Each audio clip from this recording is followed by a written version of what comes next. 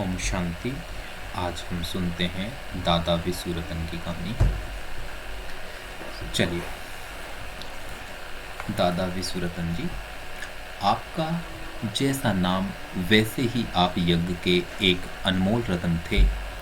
आप ऐसे पक्के ब्रह्मचारी, शीतल काया वाले योगी, ऑलराउंड सेवाधारी कुमार थे, जिनका उदाहरण बाबा भी देते कि बाबा को ऐसे सपूत बच्चे, पक्के पवित्र कुमार चाहिए।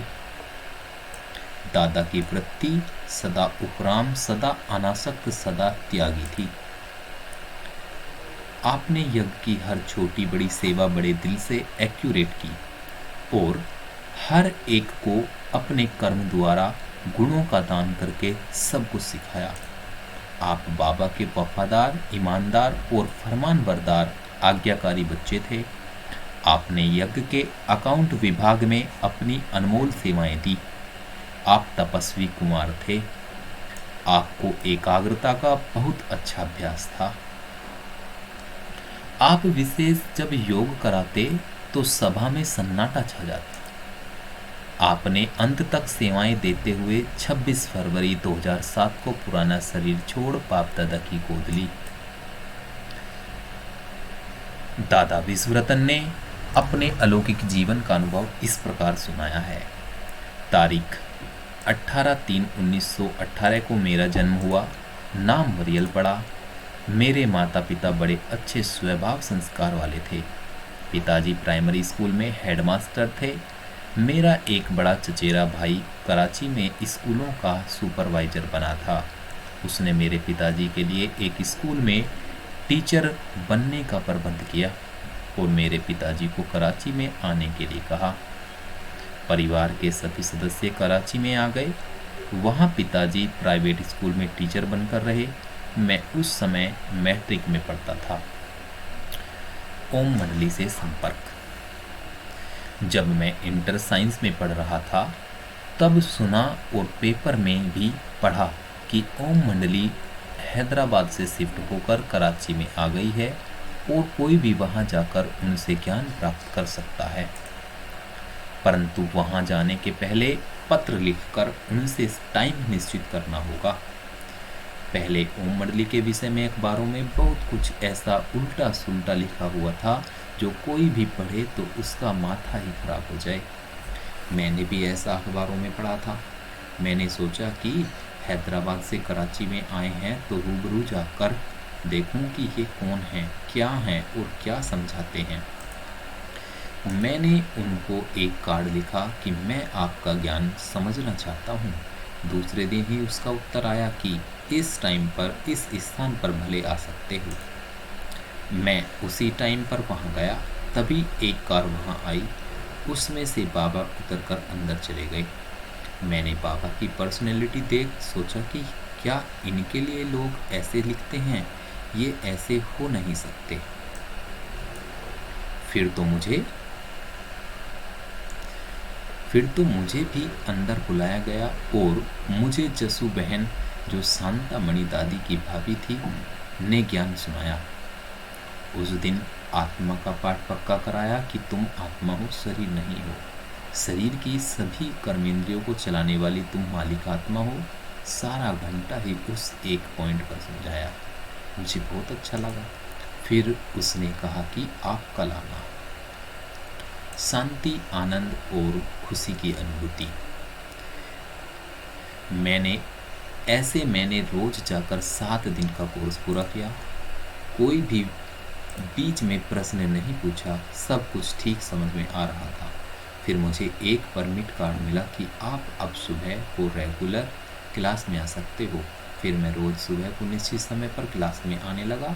मुझे अंदर में शांति, आनंद और खुशी की अनुभूति होने लगी। साथ साथ यह भी देखा कि वहाँ ओम मंडली की कन्याएं, माताएं कितनी मीठी पवित्र दृष्टि वाली हैं। बाहर वाली दुनियावी कन्याओं और यहाँ की कन्याओं में रात दिन का अंतर देखा। बस उनके चेहरों और आंखों में पवित्रता की झलक और पवित्र दृष्टि वृत्ति को देखकर मैं समझ गया कि यही सच्चा परमात्मा ज्ञान है और इन बहनों को परमात्मा स्वयं ही आकर ज्ञान देता है। जिससे ये ऐसा पवित्र सुख शांति में जीवन बना रही हैं। मैंने बाहर में जो कुछ अखबारों में पढ़ा था वह सब उड़ गया। समझा कि वह 100% गलत है। बस मैंने तो अंदर में प्रतिज्ञा कर ली कि मैं इस ज्ञान को कभी नहीं छोड़ूंगा, रेगुलर आता रहूंगा। ऐसे ही कहें कि मैं बुद्धि से सरेंडर हो गया, परमात्मा का बच्चा बन गया, अथवा इस परिवार में आ गया। मैं जो इंटर साइंस पढ़ रहा था उससे भी मेरी रुचि खत्म हो गई।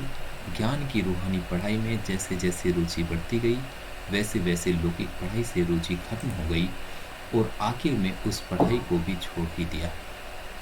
मैं समर्पित हो गया।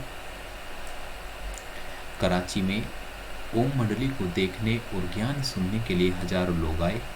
कोई एक दिन आकर चले गए, कोई 2-4 दिन ज्ञान सुनकर चले गए, कोई 1-2 मास ज्ञान में चलकर चले गए, कोई 6-8 मास भी ज्ञान में चलकर छोड़कर चले गए। बाकी थोड़े ऐसे रहे जो आते रहे। इन बाहर से आने वालों में से 3 भाई कृष्णा, विष्णा और वरियल मैं रोज ज्ञान सुनने के लिए क्लास में तो आते ही थे, लेकिन शाम को भी यज्ञ सेवा अर्थ ओम मंडली में जाते थे। कौन कौन? कृष्णा, विष्णा और वरियल यानी मैं, यानी दादा। तो फिर बाबा की जो मुरली चलती थी उसमें से पॉइंट्स निकालते थे, फिर उनको अंग्रेजी में ट्रांसलेट करते थे, टाइप भी करते थे, लिथो भी करते थे, छोटी छोटी किताबें बनाते थे और बड़े बड़े लोगों, मंत्रियों आदि को देकर आते थे। ये हम त्रिमूर्ति भाइयों की ड्यूटी थी। धीरे धीरे एक मूर्ति निकल गई, बाकी 2 मूर्ति रही। एक दिन कृष्णा और मैंने सोचा कि अब हम दोनों अपने को पूर्ण रूप से समर्पित करके ओम मंडली में जाकर ही रहें अथवा इस ब्राह्मण परिवार में आ जाए। यह बात हम दोनों ने मम्मा को जाकर बताई। मम्मा ने सारा समाचार पूछकर हमारी अर्जी को स्वीकार किया और आज्ञा दी कि आप बंगले में जाकर रहो। सन 1939 में क्रिसमस की छुट्टियों के वे दिन थे जब हम दोनों को अंदर रहने की छुट्टी मिली। मैं तन और मन सहित बाप दादा के पास समर्पित हो गया, अर्थात मर्जी व जन्म ले लिया और अंदर में यह प्रतिज्ञा कर ली कि बाप दादा हमको जैसे चलावे, जहाँ भेजे, जो भी सेवा देवे अथवा जो भी आज्ञा करे, अर्थात जो भी श्रीमत हो वह मैं पूर्ण रूप से पालन करूँगा। भिन्न भिन्न जिम्मेवारियाँ मिली। मम्मा की आज्ञा प्रमाण जिस बंगले में हम जाकर रहे वह बंगला क्लिफ्टन पर बाबा के बंगले के पास ही था। दोनों के बंगलों के बीच में सिर्फ 2-3 बंगले और थे। नज़दीक होने के कारण बाबा से हमारा कनेक्शन अधिक होने लगा। घर से आकर ज्ञान सुनते हुए 1 वर्ष के दौरान बाबा को देखा था और बाबा की मुरली भी सुनी थी, लेकिन कभी भी बाबा के साथ बातचीत करने का अवसर नहीं मिला। यहाँ बाबा के पास रहने के कारण और ड्रामा अनुसार कार्य व्यवहार के कारण बाबा से भी बातचीत शुरू हो गई। इस बंगले में ज्ञान में चलने वाले 3-4 शिकारपुरी परिवार रहते थे। उनमें से एक माता सवेरे उठकर स्नान के लिए गर्म पानी तैयार करती थी, लेकिन वह गर्म पानी थोड़ा देरी से मिलता था। मैंने सोचा मैं तो जल्दी ही उठता हूँ, तो क्यों नहीं यह गर्म पानी मैं ही तैयार कर लूँ। मैंने उस माता को कहा, माता जी आप निश्चिंत रहें, गर्म पानी मैं तैयार कर दूँगा। फिर रोज़ मैं गर्म पानी तैयार करता रहा। इस बात का बाबा को मालूम पड़ गया। मुझे बाबा ने अपने बंगले पर बुलाया और पूछा, सवेरे कितने बजे उठते हो? मैंने कहा, बाबा 3:30 बजे उठता हूँ। बाबा ने पूछा, उस समय क्या करते हो? मैंने कहा, बाबा उस समय गर्म पानी करता हूँ और जिसको चाहिए उसको पानी पहुँचा कर भी आता हूँ। बाबा ने कहा, अच्छा मैं एक ड्यूटी दे दूँ? मैंने कहा, हाँ बाबा दे दीजिए। फिर पापा ने कहा, तुम भले पहले गर्म पानी करना, फिर स्नान पानी करके सीनियर सिस्टर्स के बंगले में जाना, वहाँ से साइकिल पर 2 बड़े डिब्बे ले जाना और सदर बाजार में जाकर 80 पाउंड मिल्क क्रीम खरीद करके सीनियर टीचर्स के बंगले पर पहुँचा देना। मैंने कहा, जी पापा ऐसे ही करूँगा। ऐसे ही रोज यह ड्यूटी करता रहा। बाबा मेरी रिपोर्ट रोज सीनियर सिस्टर्स से पूछता रहा कि यह बच्चा रोज आपके पास आता है तो ठीक टाइम पर आता है, ठीक टाइम पर मिल्क क्रीम लाता है, चीज़ अच्छी लाता है, ठीक दाम देकर आता है, और इसका बहनों से बातचीत करने का ढंग, लेना देना कैसा है। बाबा को बड़ी बहनों की तरफ से इन सभी बातों की रिपोर्ट अच्छी मिली। तो बाबा ने थोड़े दिनों के बाद फिर मुझे बुलाया, कहा दूसरी ड्यूटी दे दूं? मैंने कहा हाँ बाबा दे दीजिए। बाबा ने कहा वह मिल्क क्रीम बड़ी बहनों के बंगले पर पहुंचाने के बाद फिर वहां से ही होलसेल सब्जी बाजार में जाना, वहां से सब्जियां खरीद कर ले आना। मैंने कहा हाँ बाबा ले आऊँगा। हमारा बंगला बड़ी बहनों के बंगले से 2 मील दूर था। वहां से सदर बाजार और आगे 2 मील दूर था। होलसेल सब्जी मार्केट बड़ी सिस्टर्स के बंगले से दूसरी तरफ 4 मील दूर थी। वह दूसरी ड्यूटी भी आरंभ कर दी। एक ट्राई साइकिल थी, साइकिल की साइड में एक कैरियर था और उसका तीसरा पहिया था। उसमें 5-6 बोरियां भरकर सब्जियां ले आता था। उसके बाद क्लास चालू हो जाता था।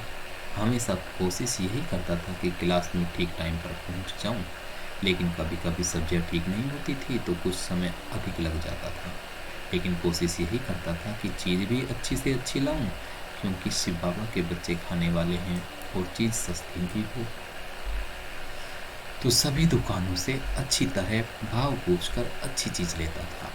किसी दिन अच्छी चीज़ नहीं होती थी तो चुन चुन कर थोड़ी थोड़ी करके कई जगह से निकाल कर लेता था, तो उसमें थोड़ा समय अधिक लग जाता था और क्लास में 15-20 मिनट कब देरी से पहुंचता था। लेकिन मेरे दिल में सदा यह संकल्प रहता था कि मैं अगर बाबा का सपूत बच्चा हूँ, हर आज्ञा अथवा श्रीमत को पूर्ण रूप से पालन करता हूँ, तो क्लास में देरी से आने के कारण मैंने जो क्लास में ज्ञान की पॉइंट मिस की वह मिस नहीं हो सकती। वह पॉइंट्स जरूर बाबा कभी न कभी मेरी बुद्धि में भर देगा, क्योंकि मैं बाबा की आज्ञा अनुसार बाबा की ही अथवा युग की ही सेवा कर गया था। पुलिसमैन की ड्यूटी।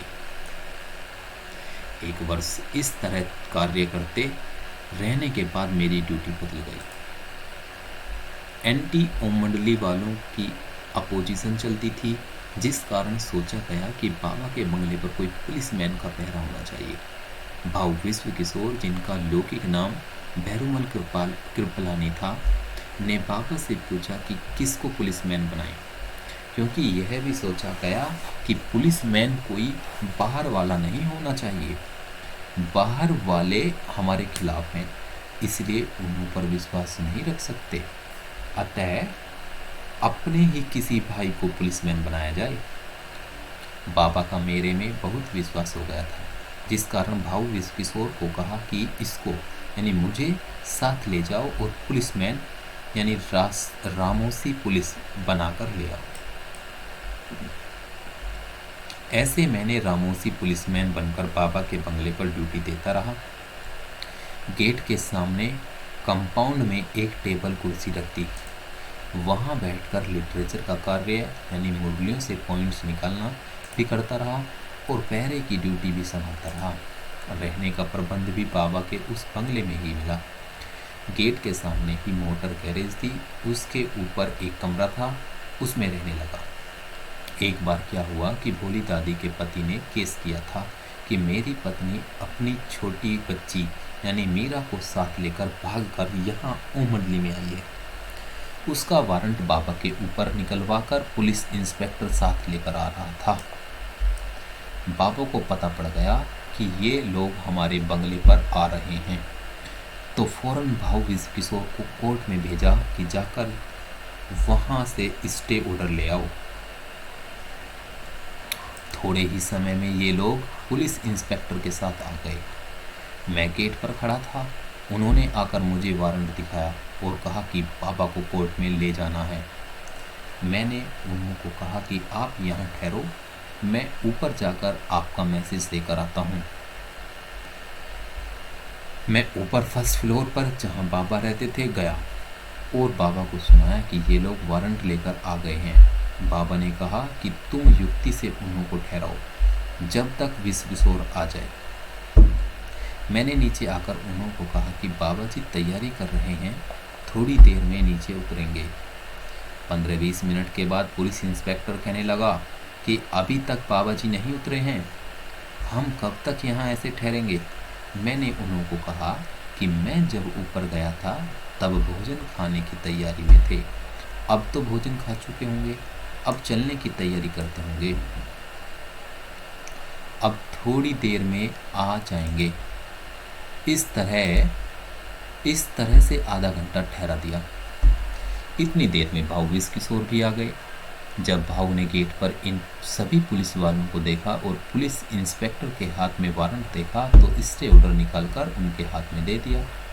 वह स्टे ऑर्डर देखकर वे बेचारे हैरान हो गए। सभी का मुंह ही पीला पड़ गया। मेरी तरफ देखकर अंदर में गुस्से में आ रहे थे कि इसने हमको बहुत समय बाहर ही गेट पर ठहरा दिया। फिर तो वे सभी वापस चले गए। दूसरे दिन पेपर में समाचार आया कि कल पुलिस इंस्पेक्टर क्लिफ्टन पर गया था और बाबा जी यानी दादा लेखराज के लिए वारंट लेकर गया था। वहाँ गेट पर एक रामोसी पुलिसमैन खड़ा था। वह इतना खड़ा था जो पुलिस इंस्पेक्टर को अंदर जाने ही नहीं दिया, सबको बाहर ही ठहरा दिया। 1 घंटे तक उनको अंदर जाने ही नहीं दिया। वह रामोसी पुलिसमैन इतना खड़ा था।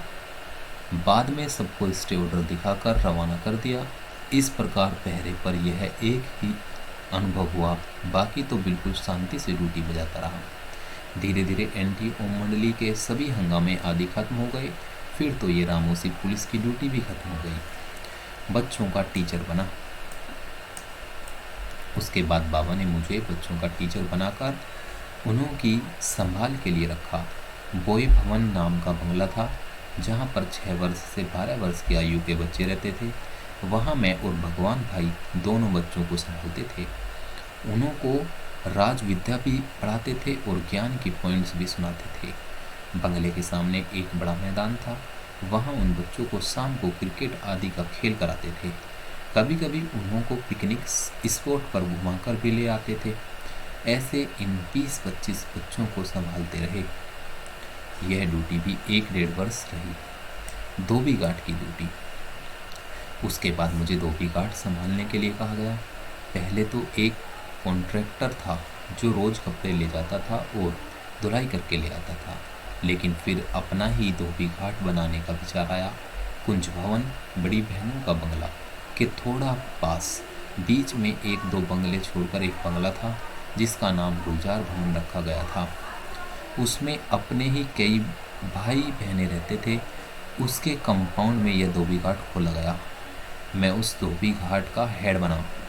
एक बड़ी टीन सेट की टंकी जो लगभग 8 फुट बाई 4 फुट की बनाई गई थी, में पानी डालते थे। उसके नीचे लकड़ियां डालकर आग जलाता था। जब पानी खूब गर्म हो जाता था तब साबुन और सोडा डालकर उसमें मैले कपड़े डालकर एक मोटी लकड़ी से कपड़ों को अंदर दबा देता था। ये सब मैं अकेला ही रात को 7-8 बजे करता था। फिर सवेरे 4-5 बजे आकर गरम गरम कपड़े एक लकड़े से बाहर निकालता था। इस टंकी के पास ही 10 फीट व्यास की एक गोल टंकी बनाई थी जिसमें रोज सवेरे पानी भरते थे। इसके चारों ओर कपड़े सटने की 3-4 स्लेब्स बनाई हुई थी जिन पर मैं और 2-3 दूसरे भाई गरम गरम कपड़े सटते और धुलाई करते थे। बंगले के कंपाउंड में कपड़े सुखाने के लिए रस्सियां लगाई गई थी। उन रस्सियों पर 4-5 भाई कपड़े सुखाते थे। यह सारा कार्य हम लोग क्लास से पहले ही करते थे और बाद में स्नान आदि करके क्लास में जाते थे। दिन में फिर कपड़े प्रेस आदि कार्य करते थे। मैं रहता भी उस गुलजार भवन में ही था। धोबी घाट का कार्य 1.5-2 वर्ष चलने के बाद एक पूरन नाम का धोबी था, उसने यह सारा कार्य अपने ऊपर उठा लिया। बाकी कपड़े प्रेस करने का कार्य हम लोग करते थे। थोड़े समय के बाद फिर कपड़े प्रेस करने का कार्य भी बाहर के लोगों ने ले लिया। मैं फिर अन्य कई प्रकार की ड्यूटीज में लग गया। अव्यक्त नामों की सूची। कुंज भवन में जो बहनें रहती थी उनमें से कई बहनों को शिव बाबा सूक्ष्म वतन में खींचकर साक्षात्कार कराकर कई प्रकार के दृश्य दिखाते थे। कुछ बहनें तो रोज ही साक्षात्कार में चली जाती थी। एक बार एक बहन को शिव बाबा ने एक दृश्य में सभी ब्रह्मा कुमार कुमारियों के अव्यक्त नाम बताए। उस बहन को वहां सूक्ष्म वतन में एक बोर्ड दिखाई पड़ा जिस पर हर एक ब्रह्मा कुमार कुमारी के व्यक्त नाम के सामने अव्यक्त नाम भी लिखे हुए थे। वहां अव्यक्त बाबा ने उस बहन को कहा कि आज से सभी ब्रह्मा कुमार कुमारियों को इन अव्यक्त नामों से ही बुलाया जाए। फिर तो उस बहन ने अपने हाथ से ऐसा इशारा किया जो सामने बैठी हुई बहनें समझ गईं कि यह कापी और पेन मांग रही है। साक्षात्कार वाली बहन के आगे कापी और पेन रखे गए। कापी और पेन उठाकर वह बोर्ड पर लिखे नाम कापी पर लिखती गई। जब सभी व्यक्त अव्यक्त नाम लिखकर पूरे किए तब वापस इस साकार वतन में आ गई और आकर साकार ब्रह्म बाबा को सूक्ष्म वतन का समाचार सुनाया और वे नाम भी दिखाए। फिर तो सभी व्यक्त और अव्यक्त नाम लिखकर बोर्ड पर लगाए गए और सभी ने अपने पास नोट करके भी रखे। उस दिन से लेकर सभी को अव्यक्त नाम से बुलाया जाता है। मेरा नाम विश्वरतन पड़ा और उस दिन से लेकर मुझे भी इसी नाम से ही बुलाया जाता है। झाड़ और गोला बनाने की सेवा। हर रोज सवेरे को साकार ब्रह्मा बाबा कुंज भवन यानी बड़ी बहनों के बंगले में आकर मुरली चलाता था। हम सभी भाई बहनें जो अन्य बंगलों में रहते थे वे भी सभी वहाँ जाकर बाबा की मुरली सुनते थे। एक दिन जब बाबा आकर संदली पर मुरली चलाने के लिए बैठे तो बैठते ही कहा कि आज मैं साकार ब्रह्मा बाबा सूक्ष्म वतन में गया था। वहाँ अव्यक्त बाबा ने मुझे एक बड़ा सुंदर झाड़ यानी वृक्ष दिखाया जो मनुष्यों का झाड़ था। अव्यक्त बाबा ने साकार बाबा को कहा कि विश्व रतन को कहो कि इसकी डिजाइन बना दे। मैं क्लास में ही बैठा हुआ था। उसी समय ही साकार बाबा ने मेरे से पूछा कि कैसे बच्चों ये डिजाइन बनाएंगे। मैंने कहा हाँ बाबा। झाड़ के बारे में विचार मंथन। फिर साकार बाबा ने मम्मा को कहा कि मम्मा इस बच्चे से सभी ड्यूटीज छुड़वाकर अन्य बच्चों को बांट कर दे दो। आज से इसको यही कार्य करना है। यह मोस्ट इम्पोर्टेंट कार्य है। मम्मा ने भी कहा जी बाबा। मुरली पूरी होने के बाद मम्मा ने मुझको बुलाया। मेरे से सभी ड्यूटी छुड़वाकर अन्य भाइयों को बांट कर दे दी और मुझे कुंज भवन में ही आउट हाउस का कमरा दे दिया कि यहाँ ही बैठकर यह कार्य करना है। साथ में टेबल कुर्सी पेंसिल आदि जो मुझे चाहिए था वह भी दे दिया गया। मैं भी सोचने लगा कि मुझे आज से यही कार्य करना है। बाबा ने पहले झाड़ का ज्ञान तो दिया ही था कि यह सृष्टि एक उल्टा झाड़ है जिसका बीज ऊपर में शिव बाबा है। उस बीज से यह देवी देवताओं का तना निकलता है। सतयुग त्रेता दो युगों के बाद डाल डालियों के रूप में अन्य धर्म निकलते हैं। अब यह झाड़ जर्जरीभूत अवस्था को पहुंच गया है। अब नया झाड़ स्थापन हो रहा है।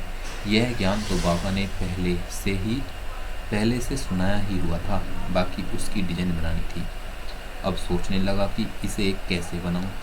पहले सोचा कि झाड़ में कोई डाल आगे होगी, कोई पीछे होगी, कोई टेढ़ी होगी और डाल के आगे पत्ते भी आएंगे, तो उस पर लिखत कैसे लिखेंगे कि वह किस धर्म की डाल है, क्योंकि यह झाड़ लोगों को समझाने के लिए बना रहे हैं। तो लिखत जरूर चाहिए कि यह डाल इस्लाम धर्म की, यह बौद्ध धर्म की, आदि आदि। यह सोचते सोचते आखिर में यही विचार आया कि सभी डालें दोनों तरफ सीधे ही बना देता हूँ। पत्ते डालों के सामने नहीं दिखाता हूँ, बल्कि डालों के ऊपर और नीचे बना देता हूँ। ऐसे विचार करके बनाना शुरू किया। एक सीधी लाइन लगाई, ये धरनी है। फिर ऊपर से नीचे धरनी तक 2 लाइनें लगाई, यह तना है। फिर उस तने के 4 बराबर भाग किए, ये 4 युग हैं। सतयुग और त्रेता के बाद द्वापर से इब्राहिम द्वारा इस्लाम धर्म की स्थापना होती है। तो तने के 2 भाग छोड़कर उसके बाईं ओर एक डाल निकाली। उसके बाद उस डाल की शाखाएं पर शाखाएं भी दिखाई। उस डाल पर लिख दिया इब्राहिम का इस्लाम धर्म। अब सोचा कि दूसरी डाल दाईं ओर निकालनी चाहिए। अगर दूसरा डाल भी बाईं ओर ही निकालता हूँ तो बैलेंस नहीं रहेगा, झाड़ ही गिर जाएगा। इसलिए दूसरी डाल दाईं ओर होनी चाहिए। और यह भी सोचा कि बौद्ध धर्म इस्लाम धर्म के 250 वर्ष के बाद में स्थापन होता है, तो बौद्ध धर्म की डाल थोड़ी ही ऊपर करके बनानी चाहिए। ऐसे ऐसे अंदर विचार आते रहे। ऐसे विचार करके दूसरी डाल बनाई, दाईं ओर निकाली और उस पर लिख दिया बुद्ध द्वारा बौद्ध धर्म। अब सोचने लगा कि लेफ्ट अर्थात वेस्ट और राइट अर्थात ईस्ट, इसके बाद नंबर है क्राइस्ट का, वह वेस्ट में है।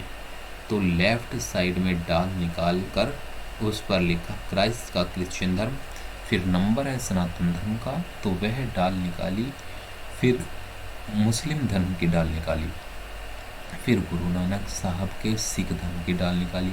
फिर देखा कि लेफ्ट राइट अर्थात वेस्ट ईस्ट नंबरवार धर्म आते गए, जैसे पापा ने झाड़ का ज्ञान समझाया था, उसी अनुसार ही बिल्कुल नंबर पर डाल आते गए। फिर छोटी छोटी डालियां भी आदि निकाली। फिर बाहर से एक गोल लाइन लगाई, उसके बीच में डालों के आसपास पत्ते निकाले, तो देखा धरनी से इतना ऊंचा मोटा सा अच्छा झाड़ दिखाई पड़ रहा था। वह पेंसिल से बनाया हुआ झाड़ ही बाबा के पास ले आया और बाबा को सुनाया कि बाबा ऐसे बनाया है, डाल के आगे पत्ते नहीं बनाए हैं, क्योंकि लिखत भी लिखनी है और डाल भी ऐसे ही सीधे बनाए हैं। बाबा ने कहा बिल्कुल ही ठीक है, यह तो समझाने के लिए है, ऐसे ही होना चाहिए। अब इस पर बाबा का मंथन चलने लगा। बुद्धि बाबा की, उंगली मेरी चलने लगी। फिर तो बाबा जो रोज डायरेक्शन देते रहे उसी अनुसार ही मैं बनाता रहा। बाबा ने कहा कि इसमें तुमने 4 युग तो बनाए हैं, लेकिन 5वां युग कहाँ है? मैंने कहा बाबा अभी बना कर ले आता हूँ। फिर झाड़ के नीचे थोड़ी जगह रखकर उसमें जड़ें बना दी कि यह संगम युग है। फिर बाबा के पास ले आया। बाबा ने कहा हाँ ठीक है, अब इस जगह में बाबा ब्रह्मा का चित्र बना दो। मैंने कहा हाँ बाबा बना कर ले आता हूँ। तो वहाँ तने के नीचे संगम युग में ब्रह्मा बाबा का चित्र पेंसिल से बनाकर फिर बाबा के पास लेकर आया। बाबा ने कहा हाँ ठीक है। फिर बाबा ने थोड़ा सोचने के बाद कहा हमारा तो प्रवृत्ति मार्ग है, इसलिए यहाँ संगम युग में ब्रह्मा बाबा के साथ ब्रह्मा का चित्र भी बनाओ। मैंने कहा हाँ बाबा बना कर ले आता हूँ। फिर बाबा का चित्र जो बीच में बनाया था उसको रबर से मिटाकर बाबा और मम्मा दोनों का चित्र बीच में बना दिया। फिर बाबा के पास लेकर आया। बाबा ने कहा हाँ ठीक है। सोचते सोचते बाबा ने फिर कहा मम्मा बाबा कहने वाले कौन?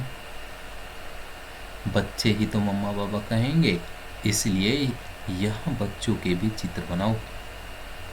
मैंने कहा हाँ बाबा बनाता हूँ। फिर मैंने बाबा को कहा बाबा बच्चे तो बहुत हैं, यहाँ कितने बच्चों को बिठाऊं? बाबा ने कहा देखो बच्चों 8 रत्नों की माला गाई हुई है, इसलिए तुम यहाँ 8 बच्चों के चित्र बना दो, वे सभी बच्चों का प्रतिनिधित्व करेंगे। मैंने कहा हाँ बाबा। फिर मैंने कहा बाबा 8 बच्चों के नाम आप हमको बता दीजिए, उनके फोटो लेकर मैं यहाँ लगा दूंगा। बाबा ने कहा हाँ ये बात तो तुम्हारी ठीक है, अच्छा आज नहीं कल मैं तुमको बताऊंगा।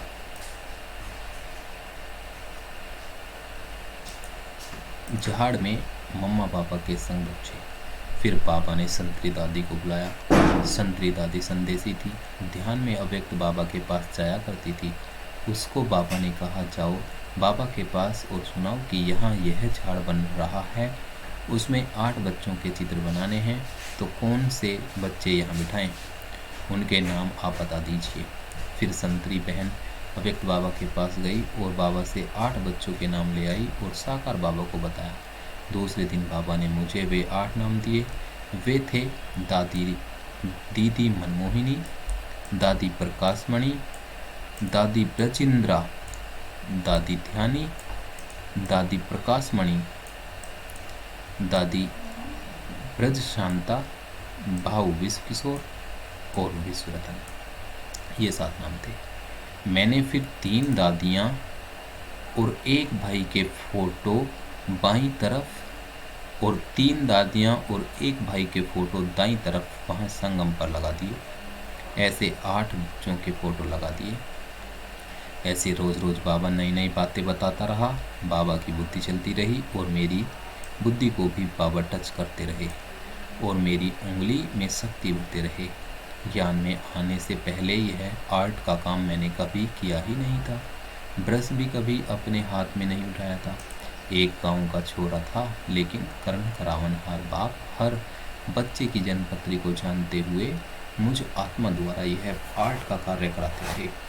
शक्ति भी बढ़ते रहे, जिससे यह कार्य में सफलता मिलती रही। झाड़ के बारे में बाबा के डायरेक्शन। फिर बाबा ने कहा, मम्मा बाबा के पीछे से कंबाइंड स्वरूप चतुर्भुज का चित्र बनाओ। मैं वह चतुर्भुज का चित्र बनाकर ले आया। फिर बाबा ने कहा, नया झाड़ जैसे उत्पन्न होता है तो पहले 2 पत्ते निकलते हैं, ऐसे यहाँ इस चतुर्भुज से 2 पत्ते अर्थात राधे कृष्ण निकलते हैं, ऐसे 2 पत्ते बनाओ। फिर वह राधे कृष्ण का चित्र बनाया। फिर बाबा ने कहा कि सतयुग की सीन बनाओ, गोल्डन महल बनाओ। त्रेता की भी सीन बनाओ जिसमें राम सीता को बिठाओ।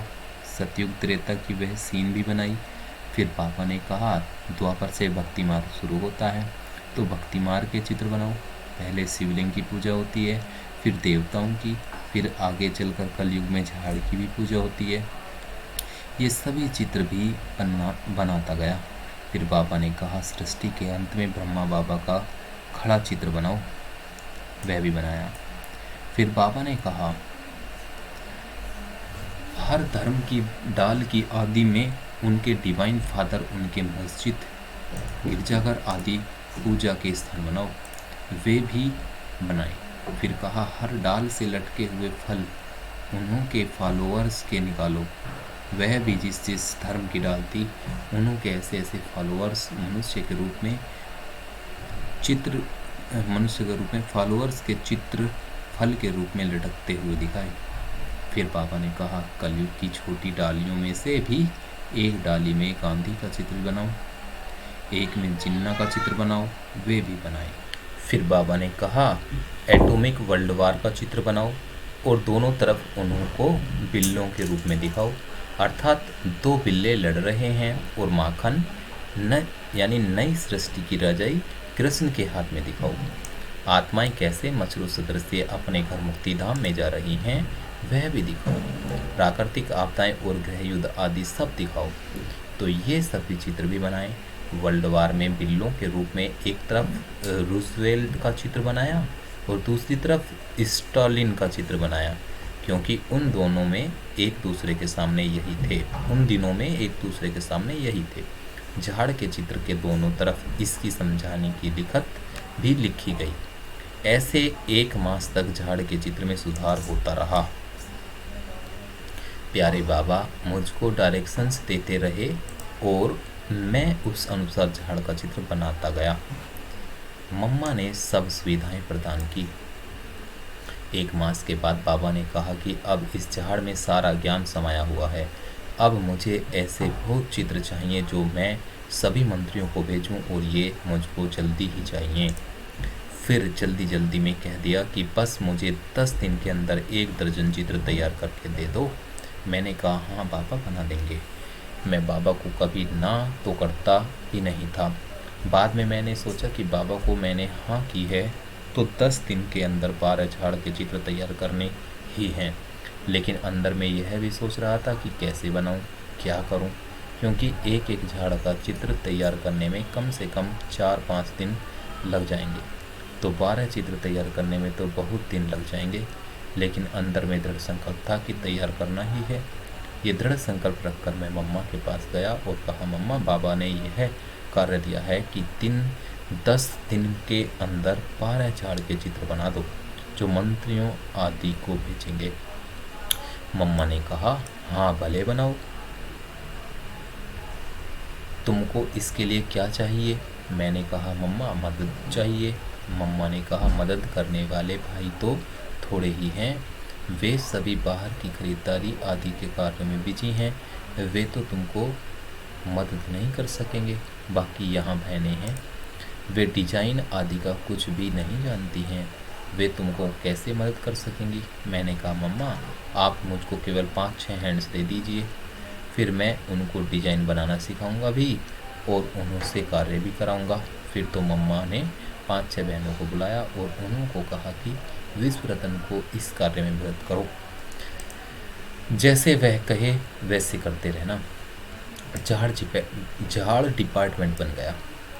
मम्मा ने एक बड़ा कमरा भी उसी कुंज भवन में दे दिया और बड़े 3-4 टेबल भी रखवा दिए।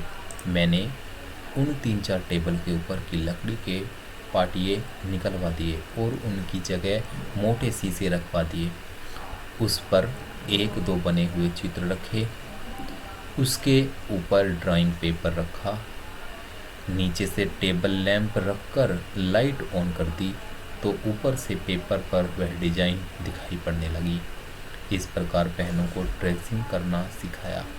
एक बहन को कहा कि ये जो सभी लाइंस हैं आप सिर्फ वे पेंसिल से लगाती जाओ। दूसरी बहन से कहा कि जो ये पत्ते दिखाई पड़ते हैं इन्हें आप हरी स्याही से भरते जाओ। ऐसे ऐसे सभी बहनों को कार्य दे दिया। बाकी जो चेहरे आदि थे वे मैं बनाता गया। फॉलोअर्स के फीचर्स भी मैं बनाता गया। ऐसे रोज 8-10 घंटे कार्य करते 10 दिन में 12 चित्र तैयार कर बाबा के हाथ में दे दिए। बाबा देखकर बड़े खुश हुए, मुझे इस पर शाबाशी दी। फिर तो बाबा ने कहा, और भी चित्र बनाते जाओ।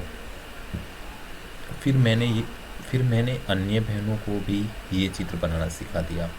ऐसे ये 10-12 बहनों को की झाड़ डिपार्टमेंट बन गया।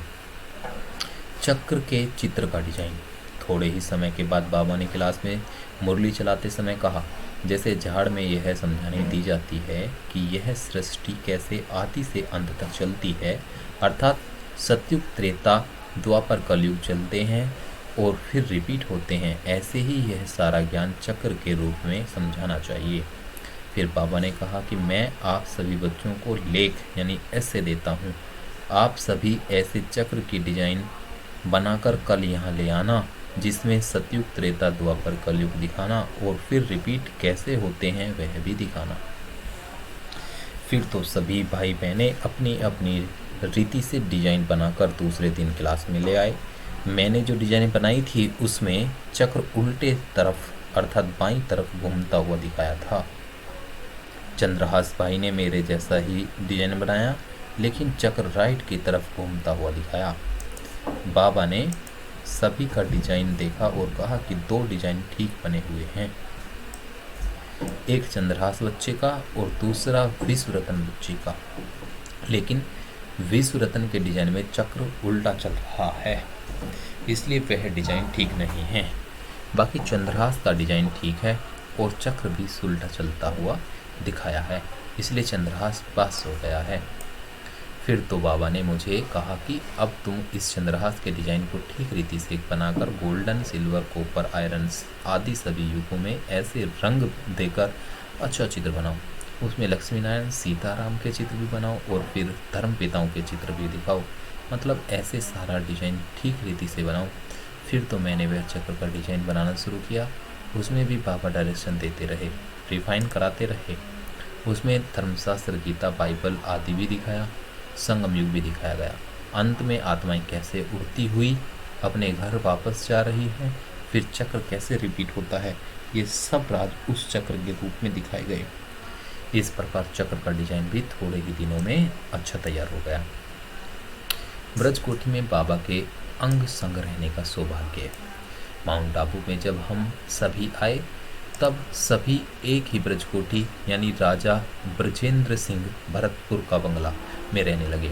कराची में तो हमारे 7-8 बंगले थे। आरंभ में तो 350 के लगभग भाई बहने थे।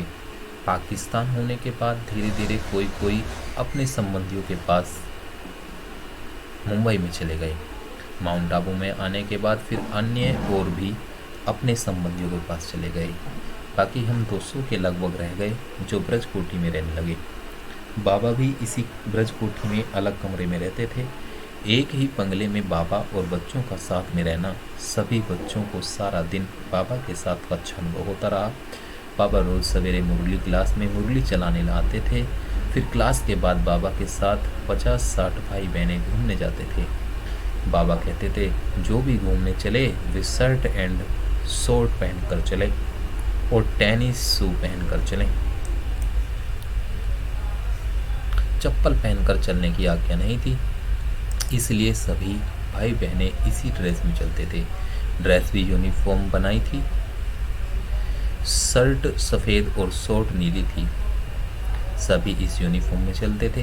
बाबा स्वयं भी शर्ट एंड शॉर्ट पहनकर ही चलते थे, लेकिन बाबा की शॉर्ट सफ़ेद थी। उन दिनों में माउंट आबू में ये ब्रजकोठी शहर से थोड़ा दूर लास्ट बंगला था, यानी इस बंगले के बाद में आबादी नहीं थी। जो रास्ता नीचे आबू रोड जाता है वही रोड है। हम सभी घूमने शहर की तरफ नहीं जाते थे, लेकिन पहाड़ों की तरफ जाते थे। कभी कोई पहाड़ पर, कभी कोई पहाड़ पर। ऊंचे ऊंचे पहाड़ों पर भी चढ़ जाते थे। सवेरे बाबा तेज चलते थे।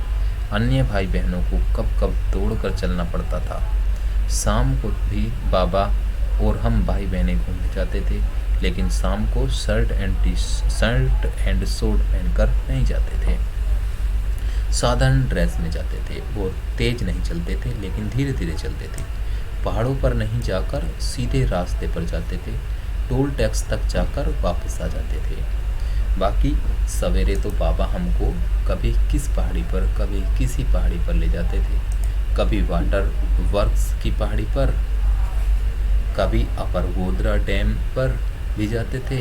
कभी अच्छी सी पहाड़ी पर बैठकर बाबा क्लास भी कराते थे। पहाड़ों की सैर। एक पहाड़ी जो समतल थी, उस पर कभी कभी फुटबॉल, क्रिकेट आदि भी खेलते थे। ऐसे बाबा के साथ सभी बहुत खुशी का अनुभव करते थे। जब किसी नए पहाड़ पर जाते थे तब बाबा मुझे कहते थे कि तुम आगे आगे चलो, गाइड बनो, रास्ता निकालो कि कहाँ से रास्ता ऊंची चोटी पर जाता है। तो मैं आगे आगे चलकर रास्ता निकालता था और फिर सब मेरे पीछे आते थे।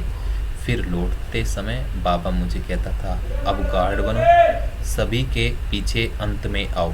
तो मेरी गैया कहाँ पीछे पहाड़ों में रह न जाएं, तुम न हो जाएं, गुम न हो जाएं। तो फिर मैं सभी के पीछे पीछे आता था। ऐसे हम बाबा के साथ सवेरे सैर करते माउंट आबू की सभी ऊंची ऊंची पहाड़ियों पर गए। वहाँ पर कभी कभी चेरी, करुंदा, केरी यानी कच्चे आम झाड़ों से तोड़कर खाते भी थे और साथ में भी ले आते थे घर में बैठे भाई बहनों को खिलाने के लिए। रोड आदि बनाने की सेवा। ऐसे रोज 1-1.5 घंटा या कभी 2 घंटे बाद लौटकर 9-9:30 बजे नाश्ता करते थे। नाश्ता करने के बाद बाबा मुझे कहते थे, बच्चू अब ले आओ अपनी सेना यानी ग्रुप को। मैं जैसे कि मॉनिटर था, मैं जाकर इशारा करता था कि चलो अब बाबा बुलाता है। तो 20-25 भाई बहनों की पार्टी उसी शर्ट एंड शॉर्ट की ड्रेस में बाहर आ जाते थे। बाबा रोज कोई न कोई कार्य देता था, फिर सभी मिलकर वह कार्य करते थे। कभी बाहर के कंपाउंड में बाथरूम बनाते थे, कोई ईंट, कोई सीमेंट ले आते थे, कोई मिस्त्री बनकर दीवार उठाता था, कोई फिर बाथरूम के दरवाजे टिन सीट के बनाते थे। ऐसे बाथरूम आदि तैयार करते थे। कभी बाबा हमारे से रोड आदि बनवाता था। फिर बरसात के कारण रोड यानी मेन रोड से बंगले तक खराब हो जाता था, तो उसे हम ही हर वर्ष अपने हाथों से बनाते थे। बाबा भी उसी ड्रेस में वहाँ खड़े होकर देखभाल करते थे। ऐसे सारा दिन यह कार्य पार्टी यानी सेना कोई न कोई कार्य करती थी। कार्य करते बाबा को भी सदा साथ देखते अंदर ही अंदर खुशी में जैसे कि नाचते थे। आबू से बाहर बहनों का सेवा पर जाना। 1 डेढ़ वर्ष के बाद यहाँ इकोनॉमी का पार्ट शुरू हो गया, तो बाबा ने बहनों को कहा कि आप जाओ ईश्वरीय सेवा पर, यहाँ बैठकर क्या करेंगी, इनसे तो बाहर जाकर लोगों का कल्याण करो। यह अविनाशी ज्ञान सुनाकर उन्होंने भाग्य बनाओ। फिर तो बहनें धीरे धीरे ईश्वरीय सेवा पर बाहर निकली। पहले दिल्ली में जाकर ईश्वरीय सेवा शुरू की, धीरे धीरे सेवा बढ़ती गई। पंजाब और उत्तर प्रदेश की तरफ भी सेवा चालू हो गई। सेवा बढ़ने के कारण अन्य बहनों को बुलाना शुरू हो गया, तो बाबा बहनों को बाहर भेजता गया। एक दिन मिट्ठू बहन जो पापा की डिस्पेंसरी संभालती थी को भी बाबा ने कहा, तुमको भी ईश्वरीय सेवा पर बुला रहे हैं, तुम भी जाओ, मैं तुम्हारी यह डिस्पेंसरी संभालूंगा। फिर तो बाबा ने मुझे बुलाया और कहा, बच्चू यह डिस्पेंसरी तुम संभाल लेना। यह यानी मिट्ठू बहन जा रही है सर्विस पर। मैंने कहा कि हाँ बाबा संभाल लूँगा। फिर मिट्ठू बहन ने मुझे डिस्पेंसरी में जाकर सभी दवाइयाँ दिखाई और बताया कि जिसको बुखार हो उसे यह गोली देना, जिसको सिर दर्द हो उसे यह गोली देना, जिसको पेट दर्द हो उसे यह गोली देना। ऐसे सभी दवाइयाँ बताई। इंजेक्शन कैसे सिरिंज में भरा जाता है और कैसे फिर इंजेक्शन लगाया जाता है वह भी तरीका बताया। फिर तो मिट्ठू बहन के सामने ही 1-2 को मैंने इंजेक्शन लगाया। ऐसे सीख गया डिस्पेंसरी की सेवा। मिट्ठू बहन के जाने के बाद मैंने दवाइयाँ देना आरंभ कर दिया। जो भी पेशेंट आता था उसको प्यार से पूछता था कि बहन जी, भाई जी बताइए क्या तकलीफ़ है। वे बीमारी बताते थे। मैं उनको कहता था बस अच्छा यह गोली ले लो, शाम तक ठीक हो जाएंगे। सचमुच बाबा की ऐसी मदद मिलती रही, जो शाम तक वह पेशेंट ठीक हो जाता था। सवेरे मैं उनसे पूछता था कैसी तबीयत है। वे कहते थे नहीं अब ज़रूरत नहीं है। उस ऐसे डिस्पेंसरी को चलाता रहा। यदि ऐसा कोई पेशेंट आता था जिसको कोई बड़ी बीमारी होती थी तो उसको सरकारी अस्पताल में ले जाता था और वहाँ के डॉक्टर को दिखलाकर उनसे दवाई लिखवाकर बाजार से वे दवाइयाँ खरीदकर उनको दे देता था। वह पेशेंट संतुष्ट रहता था। इस तरह मैं भी डॉक्टरों के कनेक्शन में आते आते डॉक्टर बन गया। कई दवाइयाँ बुद्धि में रहती थी और हजारों इंजेक्शन लगाए। इस प्रकार कई वर्ष तक यज्ञ का डॉक्टर बनकर रहा। विभिन्न विभागों के अनुभव। माउंट आबू में आने के बाद कई भाई बहनें अपनी तबीयत आदि के कारण या ईश्वरीय सेवार्थ मुंबई की तरफ चले गए और वहाँ ही अपने मित्र संबंधियों के पास रहना आरंभ कर दिया। यहाँ माउंट आबू में वापस ही नहीं आए। ऐसे ही कारपेंट्री डिपार्टमेंट वाले भाई भी मुंबई चले गए, तो बाबा ने मुझे कहा यह डिपार्टमेंट भी तुम संभालो। मैं तो सदैव हाँ जी ही करता था। कोई बिजली डिपार्टमेंट वाला चला गया तो भी बाबा ने कहा कि यह भी तुम संभालो। ऐसे अनेक कार्य मिलते रहे। रात को पहरा भी देता था। आधा समय मैं पहरा देता था और आधा समय सरदार सोहन सिंह, जो बाद में पंजाब से आकर समर्पित हुए थे, पहरा देते थे। यह माउंट आबू में भी सवेरे स्नान के लिए गर्म पानी करने की ड्यूटी भी करता रहा। ऐसे अनेक प्रकार के कार्य मिलते रहे और मैं सदैव हाँ जी का पाठ बजाते हुए करता रहा। दिन में आराम नहीं करता था। प्यारे बाबा का मेरे में विश्वास हो गया था कि इस बच्चे यानी मुझे को जो कुछ कहता हूँ सदैव हाँ जी करता है, कभी ना नहीं करता है और कार्य भी अपनी बुद्धि अनुसार ठीक ही करता है। सच्चाई सफाई से भी करता है। आज्ञाकारी ईमानदार बच्चा है। इसलिए जो भी नया कार्य होता था तो मुझे ही बुलाकर कहते थे कि यह कार्य तुमको करना है। मुझे कार्य देने के बाद बाबा खुद निश्चिंत हो जाते थे। इसके साथ चित्र बनाने का कार्य भी करता रहा। रोज़ पोस्ट डालकर आना, बाजार से खरीदारी करके आना, आदि ड्यूटी भी करता रहा। बर्तन सफाई। यहाँ ब्रजकोठी में घर के कमरों आदि की सफाई भी अपने ही भाई बहनें करते थे। एक बाहर की माता कमरों के बाहर की सफाई आदि करने के लिए रखी हुई थी और एक नौकर भाई भंडारे के बड़े बड़े बर्तन सफाई करने के लिए रखा हुआ था। एक दिन वह नौकर बीमार हो गया, आना ही बंद कर दिया। बाबा ने मुझे बुलाया और कहा, बच्चू ये भंडारे के बर्तन तुम ही साफ कर देना। मैंने कहा, हाँ बाबा मैं साफ कर दूंगा। मुझे बड़ी खुशी हुई कि बाबा का मेरे में कितना विश्वास है। बाबा जरूर दिल में समझता होगा कि ऐसे कार्य के लिए इस बच्चे विश्वरतन को कहूँगा तो इसको अंदर में फीलिंग नहीं आएगी, खुशी खुशी से दिल लगाकर कार्य करेगा। मेरे से सच पूछो तो उस दिन मुझे बहुत खुशी हुई।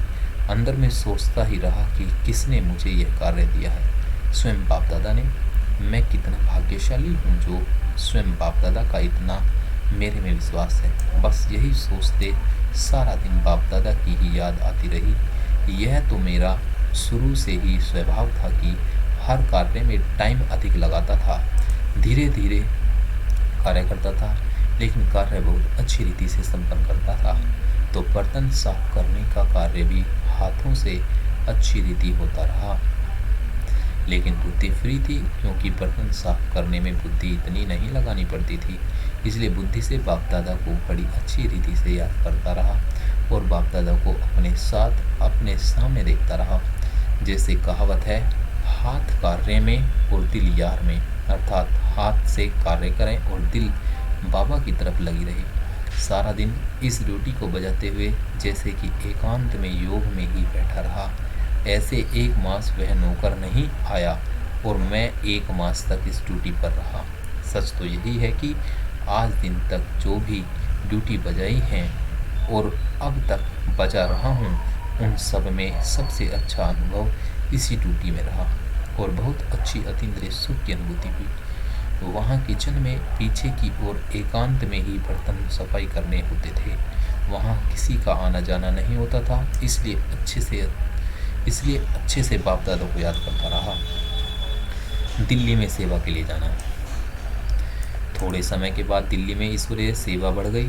वहाँ बहनों ने कमला नगर में एक फ्लैट किराए पर लिया और सेवा करने लगे। बड़ी दीदी मनमोहिनी जी भी उन दिनों वहाँ ही थी। जैसे जैसे सेवा आगे बढ़ती गई तो बहनों को बाजार से सामान आदि खरीद करने, कहीं संदेश देने आदि के लिए एक भाई को साथी बनाने की आवश्यकता हुई। बाबा ने मुझे बुलाया और कहा, दिल्ली बहनों को सेवा में मदद करने के लिए एक भाई चाहिए, इसलिए तुम दिल्ली में जाओ और उनको मदद करो। फिर मैं दिल्ली गया, वहाँ बाहर आना जाना सेवा करना शुरू कर दिया। दिल्ली में उस समय एक ही कमला नगर का सेंटर था, वहाँ जाकर रहा। वहाँ साइकिल पर सब्जी मार्केट में जाकर सब्जियाँ खरीद कर ले आना, अन्य भी चीज़ें बाजार से खरीद कर लाना शुरू कर दिया। हमारे सेंटर पर जो बाहर के जिज्ञासु ज्ञान सुनने के लिए आते थे, उनको सप्ताह का कोर्स भी कराता था। ऐसे बहनों को हर प्रकार की मदद करता रहा। एक भाई अविनाश चंद्र सेंटर पर आता था, उससे मेरी अच्छी पहचान हो गई। कभी कभी उसको साथ में लेकर साइकिल पर गांव में जाते थे और खेतों में जाकर सब्जियां भी खरीद कर ले आते थे। और कभी गुड़ बनाने की फैक्ट्री से गुड़ खरीद कर बोरियां भर कर ले आते थे, जो माउंट आबू भेज देते थे। सन 1955 में हम लोगों ने ब्रजकोटी का मकान छोड़ दिया और शहर की तरफ 2 बंगले कोटा हाउस और धौलपुर हाउस किराए पर लेकर रहने लगे। दोनों बंगलों के बीच में एक कच्चा रास्ता था, जिससे एक बंगले से दूसरे बंगले में आते जाते थे। दोनों बंगले साथ साथ थे। मैं फिर वहाँ रहने लगा और वहाँ भी सवेरे पानी गर्म करने की ड्यूटी, डिस्पेंसरी में दवाएं देने आदि की ड्यूटी और चित्रों का कार्य संभालता था। सन 1957 में माउंट आबू में गवर्नमेंट ने हमारे दोनों बंगलों का अधिग्रहण किया, क्योंकि उन्हों को ये दोनों बंगले ऑफिसर्स आदि के रहने के लिए चाहिए थे। इसलिए उन्होंने कहा कि आप दूसरा कोई रहने का स्थान ढूंढो और वहाँ जाकर रहो, ये दोनों बंगले हमको चाहिए।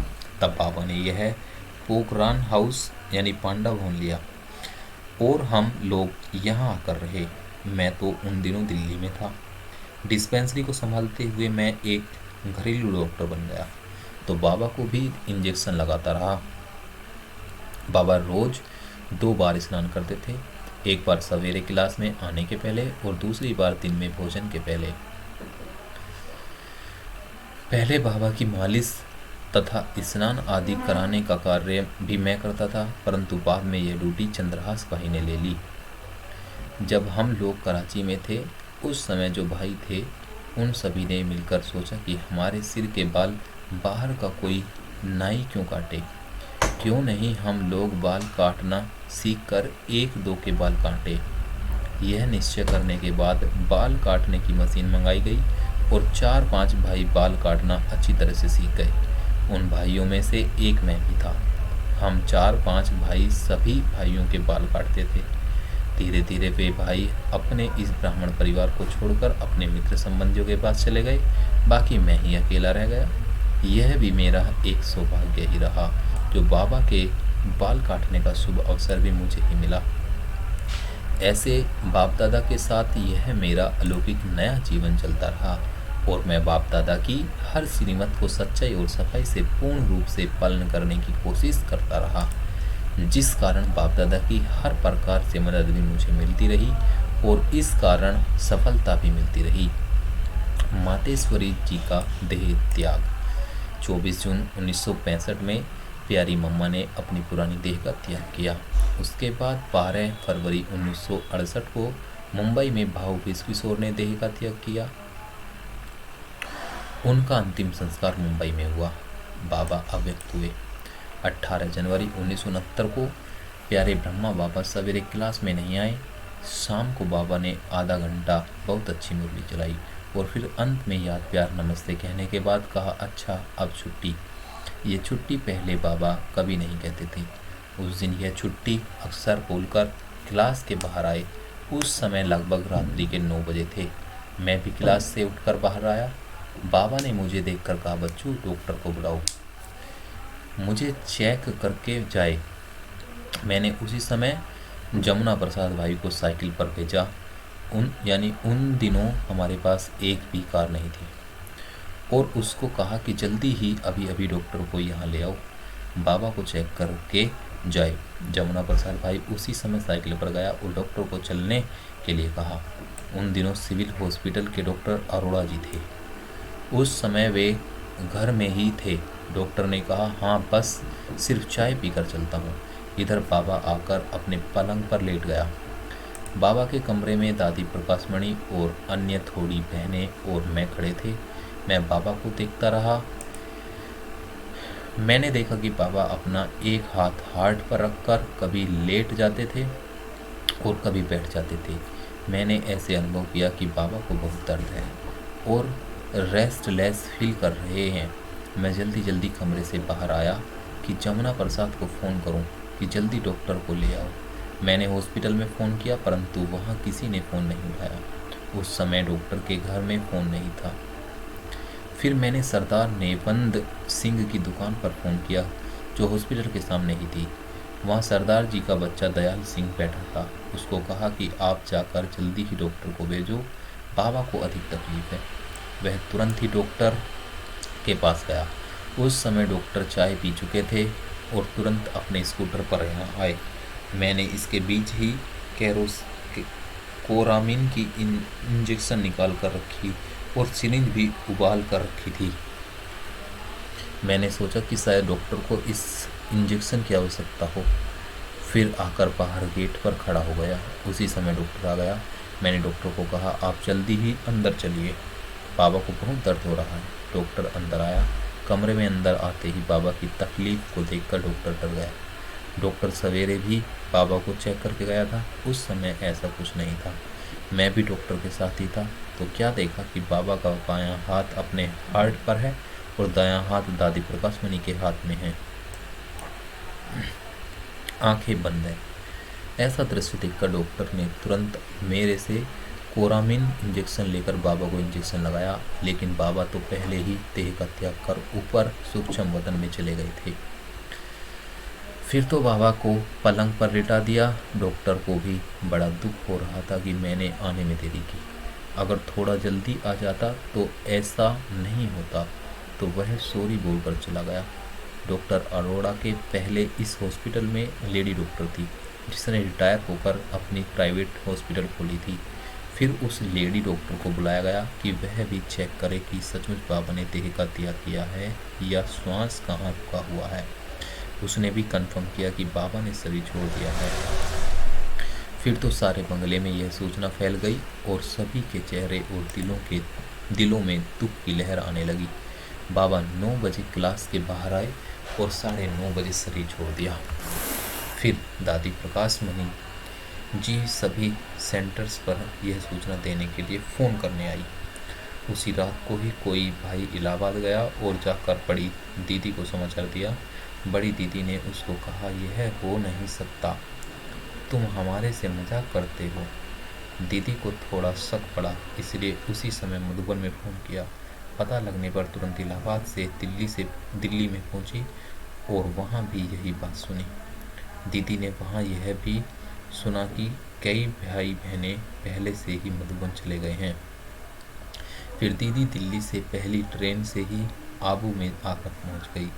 दीदी 20 तारीख को आकर पहुंची और पहुंचते ही सीधी छोटे हॉल में गई जहां बाबा के शरीर को रखा हुआ था। बाबा के शरीर को पहले दिन तो बाबा के कमरे में ही रखा था, परंतु दूसरे दिन छोटे हॉल में रखा था, जिससे सभी भाई बहनें बाबा के शरीर को देख सकें। वहां बाबा के शरीर को देखकर दीदी जी काफी देर खड़ी होकर पता नहीं क्या क्या सोचती रही, जैसे कि अपने शरीर से न्यारी होकर ऐश्वर्य होकर खड़ी थी। 19 जनवरी को सभी तरफ की बहनें और भाई आने लगे। 1000 से अधिक भाई बहनें इकट्ठे हो गए। इतने लोगों के रहने की जगह तो थी नहीं। उन दिनों ट्रेनिंग सेक्शन बन रहा था। नीचे वाले कमरे बन गए थे, बाकी ऊपर वाले कमरों की दीवारें उठ चुकी थी, छत पड़ना बाकी था। तो भाई बहनों को जहाँ भी थोड़ी जगह मिलती थी वहीं बैठ जाते थे और सो जाते थे। उस समय ठंडी भी बहुत थी, लेकिन थोड़ी सी जगह में भी संतुष्ट थे। 19 तारीख को संतरी दादी के तन में अव्यक्त बाप दादा की प्रतिष्ठा हुई और मुरली चलाई और बच्चों को सांत्वना दी कि मैं कहीं चला नहीं गया हूँ, मैं तो आपके साथ हूँ और सदा आपके साथ ही रहूँगा। साथ में ही हम सभी वतन में चलेंगे। मैंने सिर्फ ये व्यक्त पार्ट बदलकर अव्यक्त पार्ट बजाना शुरू किया है। अव्यक्त बाप दादा ने दादियों से भी अलग बैठकर उन्हों को डायरेक्शन दिए कि इसके बाद कैसे कैसे कारोबार चलानी है, कौन कौन इसके लिए निमित्त बनेंगे आदि आदि। ब्रह्मा बाबा की देह के अंतिम संस्कार के लिए भी डायरेक्शन दिए कि लौकिक बच्चा नारायण और अलौकिक बच्चा विश्व रत्न दोनों मिलकर अंतिम संस्कार करें। यह तो मैंने पहले भी सुनाया है कि इस मकान के कंपाउंड में 2 टेनिस कोर्ट थे। एक टेनिस कोर्ट पर छोटा हॉल और कमरे आदि बने। दूसरा जो टेनिस कोर्ट था उस पर बाबा ने कंस्ट्रक्शन नहीं करने दिया था। बाबा ने बोला यह टेनिस कोर्ट ऐसे ही रहने दो, बाकी इसके साइड में भले कमरे बनाओ। तो उसके पास ही यह ट्रेनिंग सेक्शन बनाना आरंभ किया था। बीच में यह टेनिस कोर्ट की जगह खाली थी, तो अब सोचा गया कि इसी टेनिस कोर्ट के बीच में बाबा के शरीर का अंतिम संस्कार किया जाए और यहाँ ही स्मृति के रूप में यादगार बनाए। यहाँ बंगले के अंदर अंतिम संस्कार करने की छुट्टी सिरोही में पुलिस सुपरिटेंडेंट से ली गई। फिर तो उस टेनिस कोर्ट के बीच में एक थल्ला बनाया गया और अन्य सभी तैयारियां की गई। जनवरी की 21 तारीख को अंतिम संस्कार के लिए एक अर्थी बनाई गई और बाबा के शरीर को तैयार करके टेनिस ग्राउंड के पास अर्थी पर लाकर रखा गया। अर्थी को खूब फूलों से सजाया गया था। चारों तरफ बड़ी दादियाँ और बड़ी टीचर्स आती बैठ गई। सभी आए हुए भाई बहनें भी खड़े हो गए। कुछ समय सभी बाप दादा की याद में बैठे। फिर कुछ भाइयों ने मिलकर अर्थी को कंधे पर उठाया। आगे आगे नारायण भाई और मैं यानी विश्व रतन था। अर्थी को उठाकर पोस्ट ऑफिस, बाजार आदि चक्कर लगाकर नक्की लेक से होते हुए वापस आकर पांडा भवन पहुंचे और उस थल्ले पर लाकर रखा। थल्ले पर पहले से संस्कार के लिए लकड़ियां आदि रखी हुई थी। फिर ऊपर से लकड़ियां रखी गई। टेनिस कोर्ट के चारों तरफ उन दिनों दीवार आदि नहीं थी, इसलिए रस्सियां चारों तरफ लगाई गई थी और डायरेक्शन दे दिया था कि रस्सी के अंदर कोई नहीं आए। सभी भाई बहनें रस्सियों के बाहर ही खड़े थे। सभी भाई बहनें नंबरवार आकर चंदन की लकड़ी डालकर बाहर जाकर खड़े होते जाते थे। फिर चंदन की लकड़ी और घी आदि डालकर मुखाग्नि दी गई। बाहर से जो भाई बहनें आए थे उनमें से कोई कोई उसी दिन ही वापस चले गए और कोई दूसरे दिन वापस चले गए, क्योंकि यहाँ आबू में ठंडी बहुत थी और रहने की जगह भी उतनी नहीं थी, इसलिए सभी जाते रहे। 3 दिन के बाद बाबा की राख वहाँ ही थल्ले पर फैला कर रखी। बाद में समाधि की डिजाइन बनाई गई और मार्बल आदि मंगाकर उन पर बाबा के द्वारा उच्चारे गए विशेष महावाक्य लिखवाकर यह यादगार बनाया गया, जिसका नाम रखा गया शांति स्तंभ, टावर ऑफ पीस। ऐसे यह सर्वप्रिय यादगार हमारे ब्राह्मण परिवार के भाई बहनों के लिए तो क्या, परंतु बाहर के लोगों के लिए भी एक तीर्थ स्थान बन गया। संतरी दादी के तन में इन 3 दिनों में रोज बाप दादा की प्रवेशता होती रही और बाप दादा की मुरली रोज चलती रही। बड़ी दादियों को भी बाप दादा विशेष डायरेक्शन देते रहे। बाद में तो बाप दादा समय प्रति समय गुलजार दादी के तन में प्रवेश कर मुरली चलाते रहे और आज तक भी चलाते रहते हैं। ऐसे ही बाप दादा हम सभी बच्चों के साथ हैं और साथ ही हम सभी को वापस ले जाएंगे। बाप दादा के डायरेक्शन अनुसार बड़ी दीदी और दादी प्रकाशमणि ईश्वरीय कारोबार और ईश्वरीय सर्विस की जिम्मेवारियां अच्छी रीति संभालती रही। साथ में बड़ी दादियां, बड़े भाई, बड़ी टीचर्स बहनें मददगार रहे और हैं भी। बाप दादा सभी बच्चों को सकाश देते, श्रेष्ठ पालना देते रहते हैं, जिससे ईश्वरीय सेवा वृद्धि को पाती जा रही है और देश विदेश में नए नए सेंटर्स खुलते रहते हैं। रमेश भाई चार्टर्ड अकाउंटेंट थे और मुंबई में उनका अपना ऑफिस था, जो कई बड़ी बड़ी कंपनियों आदि का ऑडिट करते थे। सन 1973 में एक दिन रमेश भाई ने दादी जी को आकर कहा कि गवर्नमेंट का कायदा निकला है कि इंस्टीट्यूशन को भी अपने आय व्यय का हिसाब रखना है और वर्ष के अंत में सरकार के पास देना है, तो सभी सेंटर्स को भी यह हिसाब किताब रखना ही है। हर मास का पोता मेल फार्म भरकर सभी सेंटर्स वाले यहाँ मधुबन में भेजें, फिर यहाँ हम सभी सेंटर्स का ऑडिट करके इकट्ठा हिसाब बनाएंगे।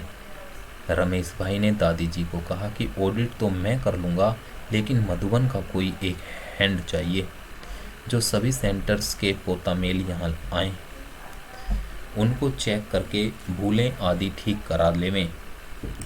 उन दिनों में पक्के सेंटर्स केवल 200-250 थे। हर मास में करीब 250 पोता मेल आएंगे, तो औसतन 10 पोता मेल प्रतिदिन चेक करने होंगे। यह केवल 15-20 मिनट का ही काम है। कोई ऐसा हैंड हो जो रोज 15-20 मिनट यह कार्य करे। दादी जी ने उनको कहा विश्व रतन को कहो, वह यह कार्य करेगा। फिर तो सन 1973 में यह अकाउंट्स का कार्य मेरे को मिला और मैंने शुरू किया। अकाउंट्स का कार्य बढ़ता ही गया तो मुझको डिस्पेंसरी आदि का कार्य छोड़ना पड़ा और वह कार्य अन्य डॉक्टर साथी संभालने लगे। वर्ष के अंत में रमेश भाई और मैं सभी सेंटर्स के जोनल हेडक्वार्टर्स में चक्कर लगाते हुए उस जोन के संबंधित सेंटर्स की ऑडिट वहीं करते थे। ऑडिट के लिए आवश्यक पेपर्स आदि सभी साथ में ले जाते थे। बाकी एक ड्यूटी जो मैं 15-20 वर्ष से करता आया था, वह है अमृत वेले संदली पर बैठकर योग कराने की। यह ड्यूटी जब से प्राण बाप दादा ने मीठी दीदी दादी के द्वारा मुझे दी थी, वह अच्छी तरह से पूर्ण रीति से बजाता रहा, परंतु कुछ वर्ष से यह ड्यूटी अन्य भाई बहनें संभाल रहे हैं। दादी जानकी दादा विश्वरतन के बारे में इस प्रकार सुनाती हैं।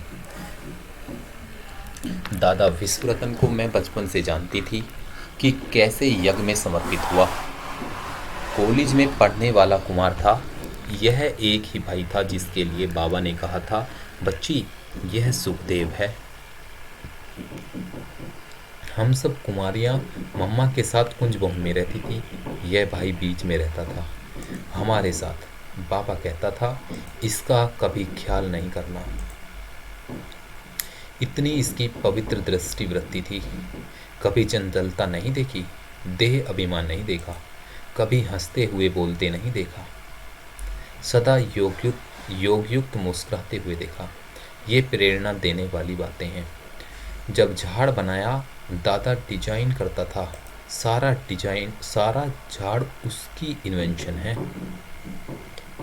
बाबा मुरलिया चलाता था, उस अनुसार यह बनाता जाता था, हम सबको बिठाता था, एक एक पत्ते में हम रंग भरते थे। यह योगी था, हम भी इसके संग से योगी बनेंगे। बहनों को ऐसे मन में आता था। रात भर झाड़ बनाने की सेवा करते। विश्व रतन दादा के संग में योग लगाने का हम बहनों को बड़ा अच्छा चांस मिला। हर प्रकार की सेवा में हाजी। बाबा की मुरली एक्यूरेट लिखने में हैंड राइटिंग बड़ी अच्छी थी। जब हम आबू में आए, इसने हर प्रकार की यज्ञ सेवा की होगी। रोटी पकाने वाला कोई नहीं है, दादा हाजिर हो जाएगा, फटाफट रोटी पकाएगा। पहले मैं नर्स थी, फिर विश्व रतन ने ड्यूटी उठाई। किसी को कुछ भी बीमारी आए, इसके पास आ जाता था। इंजेक्शन लगाना सीख गया। हाथ इतना साफ था, बाबा को भी इंजेक्शन लगाता था। हर बात में एक्सपर्ट था। अकाउंट संभालता था। लास्ट तक भी उसके साइन से सारे बैंक का कारोबार चला। कुछ समय पहले से ऐसा हो गया था कि साइन नहीं कर सकता था, अंगूठे से अपना काम उतार देता था। इतना सच्चा और समझदार। रात को 2 बजे 3 बजे उठकर गर्म पानी करता था। हम बहनों को गर्म पानी की बाल्टी देता था, तब नलके में गर्म पानी नहीं आता था। बाबा पोस्ट लिखता था, विश्व रतन लिफाफे पर एड्रेस डालता जाता था, स्टैंप लगाता था एक्यूरेट। फिर साइकिल पर पोस्ट ऑफिस जाकर पोस्ट डाल कर आता था। एक्यूरेसी दादा में देखी। कभी खाने पर बोलते नहीं देखा। शांति से थाली लेकर कोने में बैठेगा, खाना खाएगा। स्वच्छता प्रिय और यज्ञरक्षक। एक ही यह भाई था जो बाबा की तरह टांग पर टांग चढ़ाकर हिस्ट्री हॉल में अमृत वेले योग कराता था। अंतिम समय में खाना नहीं खा सकता था।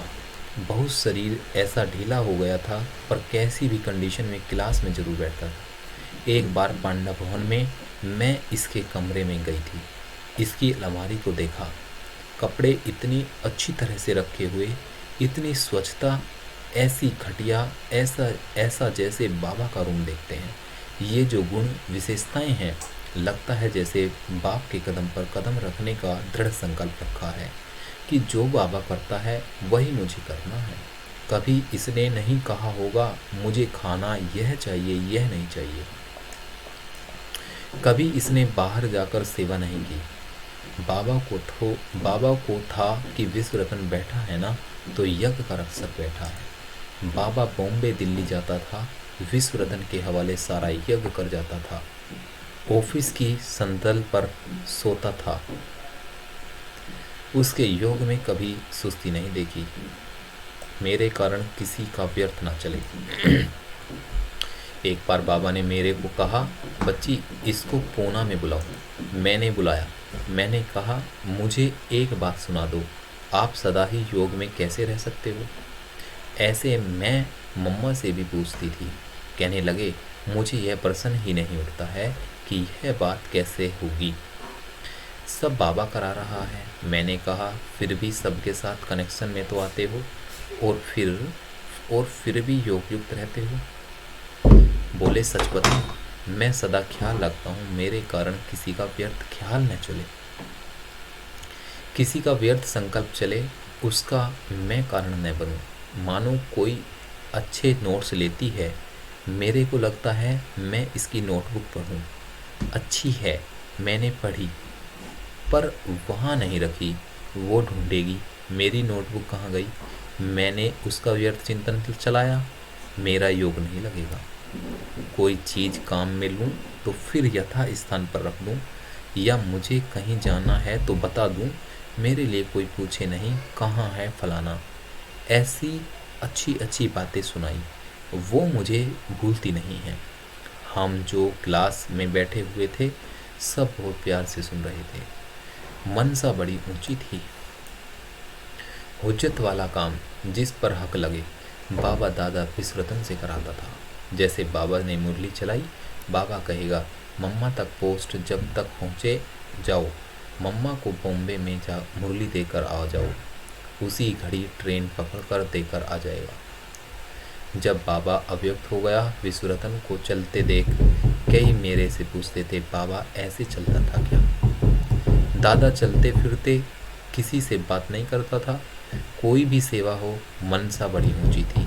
कभी कभी फॉरेनर्स को क्लास कराता था, क्लास में और बातें नहीं सुनाता था, योगी बना देता था। अंतिम समय में दादा को हॉस्पिटल लाने लगे। रास्ते में ही शरीर छोड़ दिया।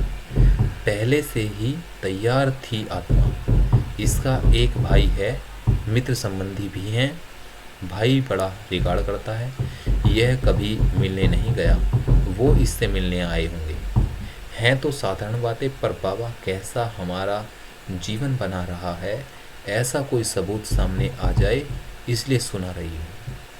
कभी इसने किसी की इंसल्ट नहीं की होगी। ब्रह्मा का बच्चा भी ब्रह्मा जैसा प्रैक्टिकल हो, वो था दादा विश्वरतन। ब्रह्मा कुमार रमेश साहा, मुंबई, दादा विश्वरतन के साथ के अपने अनुभव इस प्रकार सुनाते हैं। दादा विश्वरतन अपने आप में महान और आदर्श व्यक्तित्व वाले थे। उन्होंने हर कार्य में हाँ जी का पाठ पक्का किया हुआ था। एक जमाना था जब यज्ञ में स्नान के लिए गर्म पानी की बाल्टियां भर भर कर सबके बाथरूम में पहुंचानी पड़ती थी। वह कार्य भी दादा ने किया। सब्जियां खरीद कर लाने का और यज्ञ की सुरक्षा के लिए सारी रात जागकर पहरा देने का कार्य भी उन्होंने किया। जो भी बीमार होता उसे दवाइयाँ इंजेक्शन देने का कारोबार भी उन्होंने किया। तो यज्ञ के आधारभूत चित्र, झाड़ और त्रिमूर्ति आदि बनाने का श्रेय भी उन्होंने प्राप्त किया। इस प्रकार ईश्वरीय ज्ञान को झाड़ और त्रिमूर्ति के चित्रों द्वारा विश्वरतन के सामने प्रसिद्ध करने का महान कर्तव्य उन्होंने किया।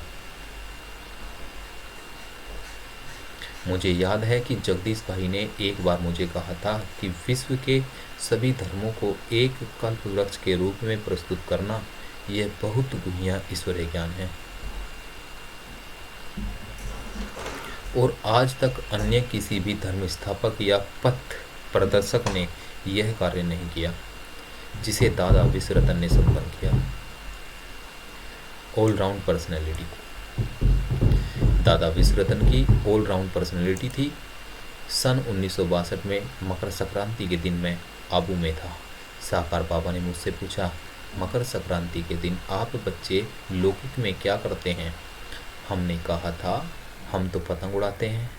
साकार बाबा ने दादा विश्वरतन को कहा कि बच्चे बाजार से पतंग और धागा लेकर आना, ताकि बाबा बच्चों के साथ पतंग उड़ा सके। दादा विश्वरतन बाजार में जाकर पतंग, धागा आदि सब खरीद कर लाए और हमने प्यारे बाबा के साथ हिस्ट्री हॉल की छत पर पतंग उड़ाई। पतंग कैसे उड़ानी चाहिए वह कला भी दादा को आती थी। मैनेजमेंट कमेटी के सदस्य। सन 1973 से सरकार ने इनकम टैक्स के कानून में परिवर्तन किया और सभी संस्थाओं के लिए हिसाब किताब लिखने की जिम्मेवारी अनिवार्य कर दी। तब मैंने दादी जी से पूछा था कि यज्ञ में हिसाब किताब लिखने का कारोबार कौन करेगा, मुझे इसके लिए साथी चाहिए। तब आदरणीय दादी प्रकाशमणि जी ने मुझे दादा विश्वरतन साथी के रूप में दिया और कहा, दादा हिसाब लिखेगा। मेरे मन में संकल्प चला कि दादा अकाउंट्स लिखना तो जानते नहीं, तो फिर कैसे लिख सकेंगे। तब दादी जी ने दादा विश्वरतन के लिए सर्टिफिकेट दिया कि दादा बिल्कुल एक्यूरेट हैं और अकाउंट्स में सबसे ज़्यादा ज़रूरत तो एक्यूरेसी की होती है और इसलिए आपको पूर्ण रूप से मददगार दादा बनेंगे। दादा ने यह नया रोल बहुत ही अच्छी रीति से अपने जीवन के अंत तक निभाया। 100% एक्यूरेसी के साथ यज्ञ का हिसाब उन्होंने लिखा। बैंकों का कारोबार भी किया। सेवा केंद्रों पर पोस्ट आदि भेजना तथा वहां से जो अकाउंट्स के फॉर्म्स आदि आते थे उनको संभालने का कारोबार दादा ने इतनी सुंदर रीति से किया कि दादी जी ने उन्हें यज्ञ की मैनेजमेंट कमेटी का सदस्य बनाया और यज्ञ के अकाउंट्स के ऊपर यज्ञ की ओर से हस्ताक्षर करने की जिम्मेवारी भी उनको दी। इस प्रकार से पुरुषार्थ करके दादा ने हर बात में आगे नंबर लिया, प्रेम से समझाकर कार्य किया। इनकम टैक्स के कानूनी कारोबार के लिए दादा हर स्थान पर हर समय मेरे साथी बनकर उपस्थित रहे। पहले तो हम ऑडिट के लिए विभिन्न सेवा स्थानों पर जाते थे, तब भी दादा हमारे साथ चलते थे और बहुत अच्छी रीति से हर कार्य में मददगार रहते थे। सेवा केंद्र के सभी बहन भाइयों को भी दादा अपने अनुभवों से लाभान्वित करते थे। इस प्रकार सब प्रकार की ऑलराउंड सेवा करने में वो हर प्रकार से मददगार रहे। हम उनके बहुत बहुत शुक्रगुजार हैं। जब तक दादा जीवित थे तब तक हम अकाउंट्स डिपार्टमेंट से निश्चिंत रहते थे, कारण कि दादा सबको बहुत अच्छी रीति से प्रेम से समझाकर अपना कार्य करते थे और सबके सहयोग से सफलतापूर्वक कार्य होता था। दादा के अक्षर बहुत सुंदर थे, इतने सुंदर कि हमें टाइप कराने की भी जरूरत नहीं पड़ती थी। दादा के कारण दादी प्रकाश मणि भी हर बात में निश्चिंत रहती थी और मैं समझता हूँ कि दादी जी ने जो विश्वास दादा में रखा और दादा के हाथों में यज्ञ का अकाउंट्स का कारोबार सौंपा, तो दादा जैसा कोई अन्य साथी उस समय पर यज्ञ में मिलना संभव ही नहीं था। ऐसे हमारे श्रेष्ठ अनुभवी दादा विश्वरतन थे। अपने जीवन के अंत तक वे हमारे साथ कारोबार में साथी बनकर चले। मैं उनको अपने श्रद्धा सुमन अर्पित करता हूँ। अच्छा, ओम शांति। इस प्रकार दादा विश्वरतन हम सभी कुमारों के लिए एक मसाल थे, यानी सभी यूथ के लिए दादा एक मसाल थे। प्यारे भाइयों और बहनों, आप सभी को ये बुक अगर पसंद आई हो तो इसे और सभी अपने भाई बहनों के साथ शेयर ज़रूर करें। यही सोचकर इस बुक को बनाया गया है, इसको रिकॉर्ड किया गया है कि कई बार हम सभी के पास में पढ़ने का समय नहीं होता। चाहते बहुत हैं, उसमें से मैं भी था, चाहता बहुत था लेकिन पढ़ने का समय नहीं निकाल पाते थे। थोड़ा पढ़ते थे फिर बीच में वो छूट जाती थी। तो इन्हीं संकल्पों को सभी का पूरा करने के लिए हमने ये बुक रिकॉर्ड की है। इससे मुझे भी ये लाभ हुआ है इस बुक को पढ़ पाने का, और मैंने संकल्प किया है कि अपने ये सभी भाई बहनों को भी सुनवाऊंगा। तो आप सभी इसमें मेरे सहयोगी बने, सभी भाई बहनों को ये बुक अवश्य सुनाएं। इस प्रकार हम आपको ये अच्छी लगेगी तो आगे भी और बुक आपको ज़रूर प्रोवाइड कराएंगे। अच्छा, ओम शांति।